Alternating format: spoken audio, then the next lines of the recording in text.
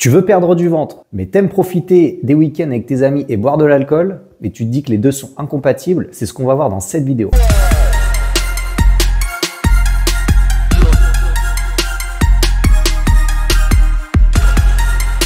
Bonjour et bienvenue sur la chaîne, moi c'est Jérémy, ton coach sportif. Aujourd'hui on va parler d'un sujet qui pose problème à beaucoup d'hommes, surtout quand ils veulent perdre du poids, c'est ce sujet de l'alcool. L'alcool est un vrai problème, l'alcool est un véritable ennemi quand il s'agit de se transformer physiquement, notamment perdre du poids. Mais il est tout à fait possible de réussir son objectif avec des règles très précises et on va voir ça dès aujourd'hui. Bon déjà l'alcool, qu'est-ce que c'est en soi? C'est un macronutriment à part entière. Donc les macronutriments, on le sait, c'est les lipides, les protéines et les glucides. Et bien l'alcool, c'est un quatrième macronutriment. C'est une source d'énergie à part entière, mais c'est seulement une source d'énergie. C'est-à-dire que le corps ne s'en sert pour rien, sauf pour se fournir de l'énergie. Et ça, c'est un premier problème. Il est très facile de dépasser son déficit calorique et donc nous empêcher de perdre du poids. En plus de ça, l'alcool est très calorique. Pour 1 gramme d'alcool, nous avons 7 calories. À titre de comparaison, 1 gramme de glucides égale 4 calories. On voit que l'alcool, c'est quasiment le double. Il n'y a que les lipides qui sont au-dessus avec 9 calories pour 1 gramme. Le problème aussi avec l'alcool, c'est que c'est une source d'énergie qui est toxique pour le corps. Donc le corps va chercher à s'en débarrasser en priorité. Le corps va arrêter de déstocker ses sources de graisse tant qu'il n'a pas évacué tout l'alcool. Et donc ça va être très difficile de perdre beaucoup de poids. Il va baisser ton taux de testostérone et on sait que c'est très important. Et en plus, on sait qu'avec l'âge, ça baisse naturellement. L'alcool va aussi créer des impulsivités. Donc ça a été prouvé par des études que surtout certaines personnes sont très sensibles à ça, c'est-à-dire que ça va être très facile d'avoir envie de grignoter. C'est pour ça que souvent quand tu te retrouves en soirée alcoolisé et qu'il y a plein de choses à grignoter, tu as tendance à manger sans trop t'en rendre compte. Donc on est plus ou moins sensible, mais en tout cas ça peut vraiment avoir des impacts énormes de grignotage. L'alcool va aussi diminuer ta récupération, donc ça va augmenter ta fatigue, ça va donc rendre tes séances beaucoup moins efficaces et rendre ta dépense énergétique beaucoup moins efficace. Et enfin, dernier problème, ça a été aussi prouvé par des études, diminuer grandement l'oxydation des lipides et donc augmenter le bilan graisseux dans le corps. Et ce problème, c'est que cette graisse qui est non évacuée a tendance à se loger plus facilement dans la région abdominale. C'est pour ça qu'on a tendance à prendre du ventre. Et c'est aussi d'ailleurs pour ça que beaucoup d'hommes ne sont pas vraiment gros en soi, par contre ils ont un ventre gonflé. En plus de ça, on peut favoriser la graisse viscérale. Cette graisse est absolument dangereuse, donc elle se situe au niveau du ventre aussi, mais elle englobe nos organes. C'est-à-dire qu'elle est en dessous de la graisse sous-cutanée qu'on connaît tous. La graisse sous-cutanée, c'est cette graisse qu'on a sous la peau. Cette graisse viscérale est encore en dessous. Donc si elle devient trop importante, ça peut devenir très dangereux pour notre santé. Bon, tu l'as compris, je crois que je ne vais pas aller plus loin. L'alcool, c'est un véritable ennemi quand on veut perdre du poids. Mais ça, c'est pas trop une nouveauté. Bon, maintenant, qu'est-ce qu'on peut faire si on veut quand même perdre du poids, mais sans t'arrêter de vivre? Bien sûr, le meilleur conseil, si aujourd'hui ta priorité c'est de perdre du poids, que je peux que te conseiller de ralentir ta consommation d'alcool. C'est un ennemi, ça n'apporte rien. Tes résultats sont vraiment multipliés si tu arrives à ralentir, voire même idéalement arrêter l'alcool.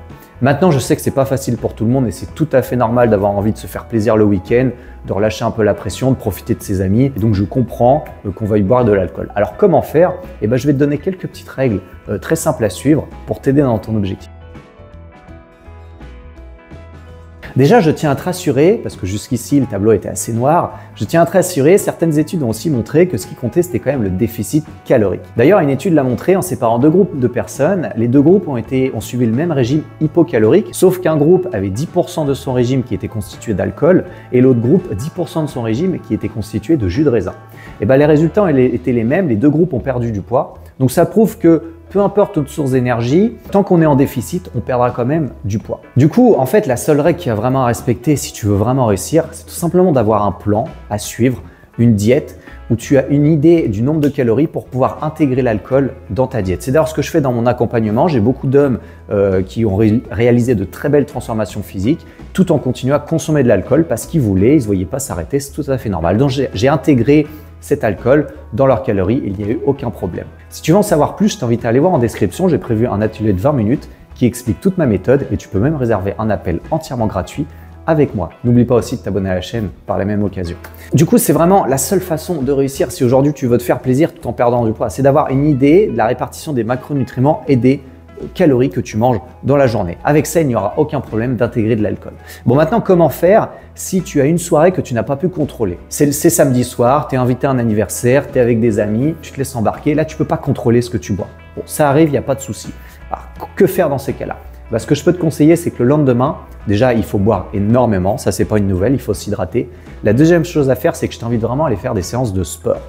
Alors, c'est très bien pour améliorer la circulation sanguine et éliminer un petit peu les toxines qu'on a créées dans le corps et aussi utiliser cette énergie qu'on a envoyée en surplus lors de cette soirée. Donc, si tu te sens capable et si tu n'es pas trop fatigué, je t'invite à aller faire du cardio de haute intensité. Si tu es vraiment trop fatigué, tu peux aller faire du cardio à intensité modérée et faire une séance de musculation, mais attention avec des charges modérées, des charges que tu maîtrises. Ne va surtout pas faire une grosse séance force le lendemain d'une soirée, c'est un coup à te blesser. Mais une séance de musculation assez longue avec des charges modérées pour pareil améliorer la circulation sanguine et ça va faire vraiment du bien à ton corps. En plus de ça, je te conseille vivement d'éviter de manger des glucides en début de journée, notamment au petit déjeuner, de favoriser plutôt les bonnes sources de protéines et de matières grasses. Pourquoi? C'est très simple. En fait, il faut savoir que l'alcool, comme je l'ai dit, est une source d'énergie énorme. Tu as envoyé une vraie bombe d'énergie ce fameux samedi soir. Ça ne sert à rien de surenchérir en envoyant encore de l'énergie le lendemain. En plus de ça, l'alcool crée un pic d'insuline assez énorme et donc c'est bien de laisser un petit peu le corps au repos au niveau hormonal à ce niveau-là et de le laisser tranquille en début de journée, donc le lendemain, pour le laisser un petit peu évacuer toutes les cochonneries qu'on lui a envoyées. Donc idéalement, ne pas prendre de glucides le matin. Tu peux aussi pousser jusqu'au midi, voire même faire une journée complète sans glucides si tu t'en sens capable. Ça, c'est toi qui vois, c'est toi qui gères, mais ça peut que faire du bien à ton corps. J'espère vraiment que cette vidéo va t'aider à atteindre ton objectif, mais tout en continuant à profiter avec tes amis. En tout cas, si tu veux être sûr de réussir, je t'invite à aller voir en description pour aller voir cette fameuse vidéo que j'ai créée sur ma méthode et pourquoi pas réserver un appel avec moi, voir si on peut travailler ensemble et que je puisse t'intégrer dans ma méthode qui aide aujourd'hui des centaines d'hommes à perdre du poids, se muscler et être vraiment bien dans son corps, bien dans sa peau et profiter de la vie à 100% sans problème. En tout cas, un grand merci d'avoir regardé. Je t'invite à t'abonner à la chaîne si cette vidéo t'a plu et si aujourd'hui tu veux atteindre tes objectifs. Je te dis à très bientôt pour une prochaine vidéo.